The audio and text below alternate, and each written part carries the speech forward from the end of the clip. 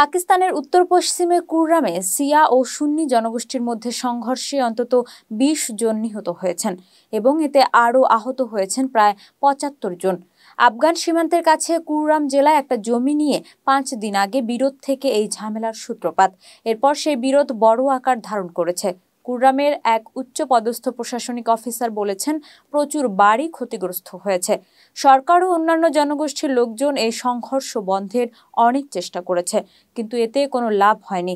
Deutsche ভেলের বরাত দিয়ে আঞ্চলিক সরকারের মুখপাত্র ব্যারিস্টার সাইফ আলী জানান, উত্তেজনা কম করার জন্য প্রশাসন উভয় জনগোষ্ঠীর প্রবীণ নেতাদের সাহায্য নিচ্ছে। দুই পক্ষই সংঘর্ষ বিরতিতে রাজি হয়েছে বলেও জানান তিনি।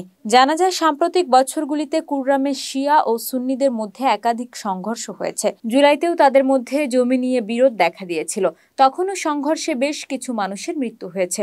উল্লেখ্য, সুন্নি অধ্যুষিত দেশ পাকিস্তানের মোট জনসংখ্যার মাত্র ১৫% শিয়া মুসলিম হলেও মাঝে মধ্যেই সহিংসতা ও বিভেদের শিকার হতে হয় তাদের বলে অভিযোগ শিয়া সম্প্রদায়ের মানুষজনের।